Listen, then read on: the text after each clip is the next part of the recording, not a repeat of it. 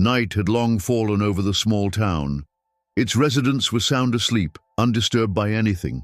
Not the rare trains clattering along the railway, nor the occasional barking of stray dogs, nor even the enormous full moon that shone especially bright that night. No one heard the scraping and muffled noises coming from the edge of town, at the cemetery, and if anyone had seen it, they might have gone mad from the sight. By a freshly dug grave, two men were methodically digging up the earth, working with practiced hands. No one saw them, except for the curious moon shining above. Or so it seemed. In fact, there was someone else. Sitting on a nearby bench, a woman watched them closely. "Hey, lady," one of the diggers called out, wiping sweat from his forehead. "You sure you still want to go through with this? Maybe we should leave the poor soul to rest." "I haven't changed my mind," the woman answered sharply. "Keep digging. I've paid you." "I just don't get it," the second man grumbled. "We dig up the coffin and then what? You're not taking it with you." "I don't need to," the woman said more calmly. "I just need to see him. Then you can bury him again." "You're a strange one," the second digger smirked. "What do you expect to see? According to the plaque, he's been in there for a month already." "It's not a year, though. I'll still recognize him." "Who? Your son?" The two men exchanged glances, thinking that grief had driven this mother to madness. But then again, it didn't matter to them. They were getting paid well enough. So they kept digging, silently. The woman's name was Susan. She had given birth to her son late in life, after years of trying with her husband to no avail. Eventually, her husband left her for a younger, healthier woman, who quickly gave him two daughters. Susan carried on alone. Then, one day, a young agronomist named Kevin came to work in their small farming community. He was fresh out of college, barely 24, while Susan was already 40, working in the accounting office. Their paths crossed often due to work, and Susan noticed that Kevin kept glancing at her more and more. One evening, after offering her a ride home in the farm's old Jeep, one thing led to another. They spent the night together. Susan herself barely understood how it happened. The next morning brought cold reality crashing down. She was old enough to be his mother. Sure, she looked good for her age, but still, it felt wrong. And what would people in the village say? She told Kevin they had made a mistake. Kevin simply shrugged. If she didn't want it, fine. His interest in her had faded after he got what he wanted. Susan mourned her foolishness for a week, suffocating the budding feelings she had begun to develop. She acted as though nothing had ever happened, and Kevin did the same, never gossiping about their night together. And that was that. Then, Susan discovered she was pregnant. The news almost drove her insane. She was both overjoyed and terrified. After 15 childless years with her husband and doctors telling her she was infertile, she had conceived by accident with a boy half her age. "Honestly, I don't recommend keeping the pregnancy," her doctor said bluntly at the clinic. "At your age, there's a high risk of complications." "I'll keep it," Susan replied defiantly. "You all said for years that I couldn't get pregnant. Well, I did. I don't trust your predictions. Everything will be fine." "Then we'll monitor you carefully," the doctor said flatly, handing her a stack of referrals and prescriptions. Soon after, Kevin left the village for a new assignment elsewhere. Susan was relieved. There was no need for him to know. This child would be hers alone. People in the village speculated, of course, about who had fathered Susan's child at her age, but nobody could figure it out. She had lived alone since her husband left, and ultimately, it was none of their business. When little Sam was born, he was perfectly healthy. Holding her newborn son to her chest for the first time, Susan felt like the happiest woman in the world. She wasn't alone anymore. Sam grew into a wonderful boy. He excelled at school, won science competitions, participated in athletic meets, and Susan was sure he'd go on to college. Whether he chose science, literature, or sports, she would support him no matter what. But one day, Sam surprised her. "Mom, I've decided. I'm joining the Army after graduation," he announced in his senior year of high school. "After that, I'll apply to a technical university." "Why lose a year, son?" Susan pleaded. "You can apply now and get a deferment." "And spend the next 4 years being summoned for draft boards? No thanks, Mom. I'd rather serve my time now. Plus, after the Army, I'll have priority for college admissions." There was no arguing. Sam was stubborn. They threw him a proper farewell party before his enlistment. All his friends came. His girlfriend Emma was there too, his first love. Susan liked Emma a lot, even imagined her as a future daughter-in-law. She seemed like a perfect match for her son. After the train took Sam away, Susan and Emma stood on the platform crying, watching the train disappear into the distance. "Come on, Emma, let's go home," Susan sighed. "We'll wait for our Sam together." Emma nodded silently. Even after she left for college in the city, she stayed in touch, calling Susan regularly. One day, her voice on the phone sounded nervous. "Miss Susan, have you seen the news today?" Emma asked, worried. "No, dear," Susan replied. "I've been busy redoing the kitchen wallpaper since morning. I haven't even turned on the TV. There's fighting on the border, where Sam is stationed." Susan's world went black. She barely managed to breathe. After regaining some composure, she turned on the TV. The news reports offered some comfort. Yes, there were skirmishes, but conscripts like Sam weren't involved. It was only the contracted soldiers. About an hour later, Sam himself called. They were allowed to phone home occasionally. "Mom, everything's fine." Sam's cheerful voice brought her back to life. "Yeah, they're showing all kinds of scary stuff on TV, but don't believe everything you hear. Things flared up for a bit, but the professionals are handling it. We just do drills. Take care of yourself, son." "Of course, Mom." They chatted a while longer.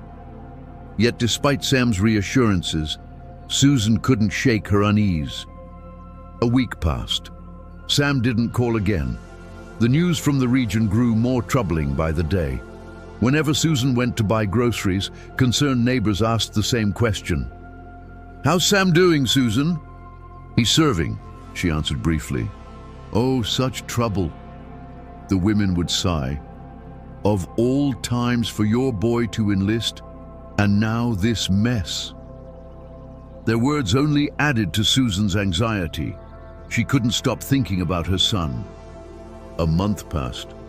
Still no word from Sam. Unable to bear it any longer, Susan went to the regional recruitment office. "Everything's fine," assured one of the clerks. "If anything had happened, we would have been notified. Don't worry yourself." "Then why hasn't he called? His phone's unreachable," Susan asked, barely holding back tears. "These are tense times. They're not allowed to call right now. Nothing will happen to your son. He's a conscript. Only the contractors are deployed into dangerous areas." "How long has he served?" 8 months. He'll be home soon, don't worry." The reassurance calmed Susan only slightly. "He'll be home soon," she repeated to herself. "It's just a matter of time." Then one morning, she received a call from the recruitment office. They asked her to come in urgently. Susan rushed there, catching a ride rather than waiting for the bus. When she arrived, the offices were empty for the lunch break. Only a young receptionist sat in the front office. "Please wait," the girl said. "The officers will be back soon and explain everything." "What's happened?" Susan asked anxiously. "I don't know," the girl lowered her eyes. At 2 p.m., the recruitment officer arrived. When he saw the trembling mother, he sighed deeply. "Please come in." Inside the office, Susan heard the words that shattered her world. "Mrs. Williams, I'm sorry to inform you, your son has passed away," the officer said. We received word from the unit today. He suffered a sudden cardiac arrest. They couldn't save him." "What cardiac arrest?" Susan whispered, horrified. "My boy was perfectly healthy. You wouldn't have even taken him into the army otherwise." "Yes, that's true, but the human body is complicated. Something must have failed." "Failed? Failed?" Susan screamed. "I gave you my healthy son alive, and you talk about some failure?" "Please, Mrs. Williams, calm down. I know as much as you do." He lowered his eyes. "My condolences." Susan broke down sobbing. The staff brought her water and some sedatives, but nothing could ease the pain. Her Sam, her only child, gone. This had to be a mistake. "When can I receive his body?" she asked, once she regained some control. "That's the thing," the officer answered, looking away. "He's already been buried, at the military cemetery near his unit." "That's not right." Susan shook her head. "They should have returned him to me." Under the current circumstances, it was decided to conduct the burial there. You know how unstable things are over there. The transport would have been complicated. "I want the documents," Susan whispered, defeated. "You'll receive them soon. They're being processed and will be delivered to you." Stumbling, barely able to stand, Susan left the office. She would hear no more answers there. And her son, he was gone, not even allowed a final goodbye. Word of Susan's tragedy spread quickly through the village. Everyone was shocked. Their cheerful, kind Sam, dead. The whole town grieved for her. They tried to comfort Susan, but their pity only deepened her pain. How was she to go on? What did she have left to live for? Emma returned home from college as soon as she heard the news. "You didn't have to come back, Emma," Susan said weakly. "You should focus on your studies. Your exams must be coming up." "How could I stay away, Miss Susan?" Emma replied through tears. "I'm here for you." With Emma around, Susan felt a little less alone. Together, they looked through photo albums, reminiscing. The memories brought both pain and, oddly, some comfort. One day, while Emma was visiting, a courier arrived with Sam's death documents. Susan barely glanced at the papers before setting them aside. She had no strength to read them. She retreated to her bedroom feeling faint, but Emma picked up the documents. Something caught her eye. "Miss Susan," she called out, alarmed. "They told you Sam died of a heart attack, right?" "Yes," Susan whispered from the bed. "I wish my own heart had stopped instead." "But here it says pneumonia," Emma said, holding out the paperwork. Susan sat up and read carefully. "They must have made a mistake at the recruitment office," she murmured. "How could they confuse this?" "I don't know," Emma replied, equally confused. Then she added, "Have you thought of going there?" "To where Sam was buried. You could get some answers in person." "I have thought about it," Susan admitted. "But they told me it's better to wait until things calm down. I want to bring my boy home. But exhumation, that's not simple." "Maybe not," Emma agreed. "But does it matter how difficult it is?" "We have to go, Miss Susan. We have to know the truth. There are too many contradictions." Not long after, Susan and Emma traveled to the city where Sam had been buried. But when they requested an exhumation, the unit commander refused. "No exhumation will be permitted," he said firmly. "Your son died from an infection. At this time, opening the grave is dangerous and frankly illegal." "But the recruitment office told me it was a heart attack," Susan protested.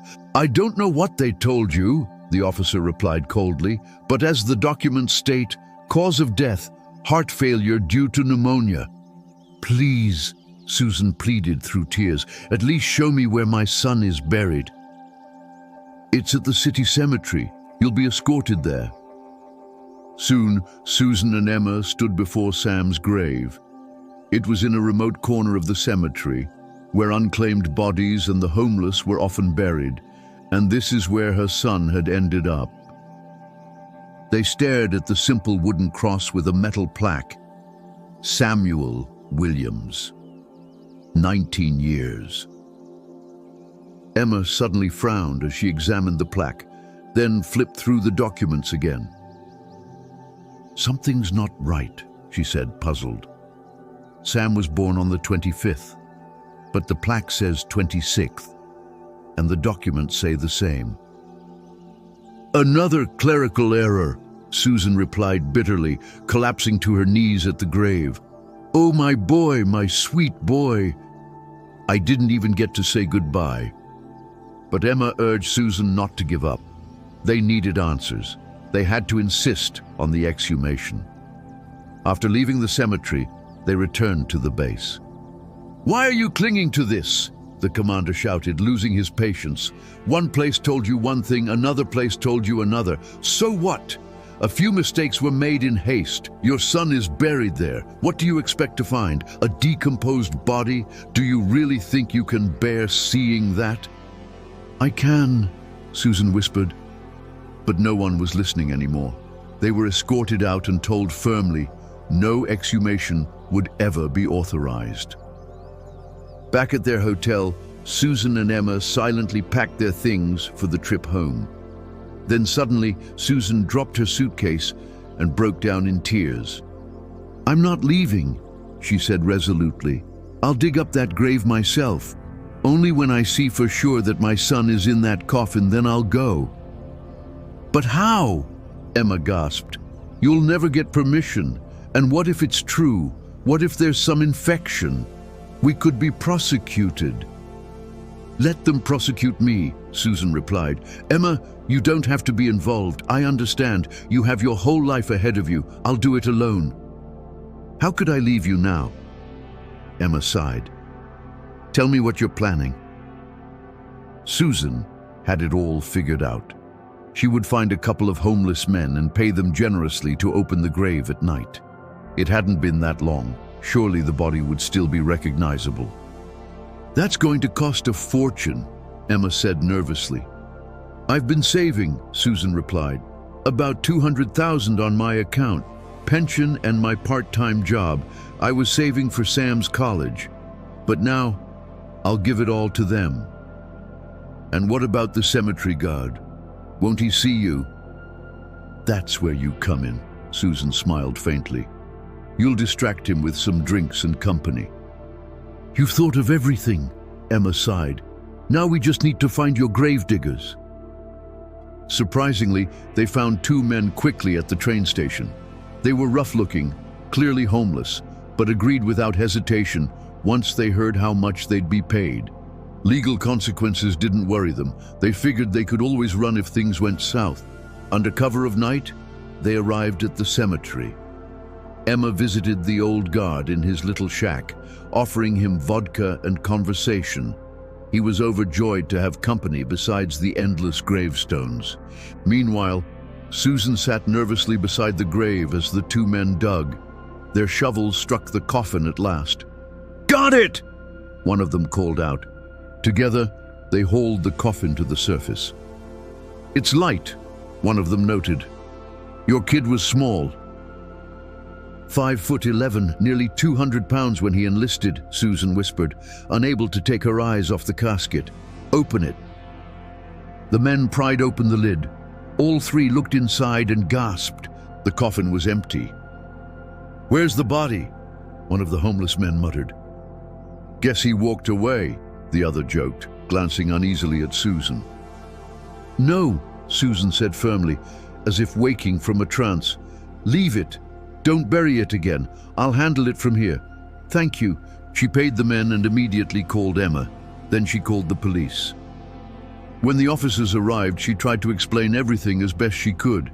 They didn't believe for a second that two women had dug up the grave and pulled out the coffin themselves, but they were far more concerned with the question, where was the body? By morning, The city prosecutor's office and military investigators were fully involved. At first, they tried to accuse Susan herself, questioning why she had disturbed the grave. But the main question remained unanswered. Where was the corpse? The commander of the unit was interrogated, and finally the truth came out. Sam, along with other conscripts, had been sent to routine exercises when suddenly live shelling broke out. The young soldiers panicked and scattered. Most were quickly recovered. Sam, however, went missing, presumed dead. His body was never found, likely buried under rubble in the shell-torn field. Rather than report a missing soldier and face endless questions from higher-ups, they falsified the records. It was easier to declare him dead from illness than admit they had lost a soldier. Who could have predicted that his mother would be so persistent? About 6 months later, Susan and Emma returned home. The scandal in the military unit led to serious consequences. Multiple officers, including the unit commander, faced court-martial. But none of that brought Susan any comfort. The horrifying reality remained. Her son, no even had a grave now. Where was his body? Where did her boy rest? The grief aged Susan overnight. Her hair turned entirely gray. Emma wept often too, for she had secretly held on to hope that Sam was alive somewhere, that maybe there had been some kind of mix-up. But now they knew he was gone. There was no mistake, no second chance. Then one morning, just as the sun was rising, someone knocked at Susan's door. She opened it and froze. Was she dreaming? She rubbed her eyes, unable to believe what she saw. Standing before her was Sam, thin, a little pale, but very much alive. "Mom, I'm home." Sam smiled. "Sammy, am I dreaming?" she whispered, trembling. "No, Mom, I'm here. I'm alive," he said with a soft laugh, and rushed forward to catch her as she nearly fainted in his arms. When Susan came to, she was in her bed, covered with a warm blanket. Sam sat at her bedside holding her hand. "My son, how? They told me you were dead," she whispered. "They were wrong, Mom." Sam sighed and began to explain. When the shelling began during the training exercises, Sam had been struck by an explosion and knocked unconscious. He was captured by enemy forces and taken prisoner along with several other young soldiers. For months, they were held in a basement with no outside contact. Negotiations for their release dragged on endlessly, failing several times. Finally, after many long months, the exchange was successful. They were freed and immediately sent to a military hospital. That's where it was discovered that Sam had been declared dead long ago. No one had even been searching for him, since according to the records, he'd supposedly died of pneumonia and was already buried. After receiving medical care and going through multiple rounds of questioning and verification, Sam was finally released and demobilized. The moment he was cleared to return home, he rushed back to his mother. "Why didn't anyone tell me?" Susan sobbed. "Why didn't you call me? I lit candles for your soul, Sam." "We weren't allowed any contact, Mom," Sam said softly. "While the investigations were ongoing, they forbade us from contacting our families. As soon as I was free to come home, I came straight to you." "My boy, my sweet boy, I'll never let you out of my sight again." But she did, eventually. Once his strength returned, Sam followed through on his dream. He enrolled in a technical university and began studying successfully. And as for Emma, soon after Sam's return, they announced their engagement. The wedding was just around the corner.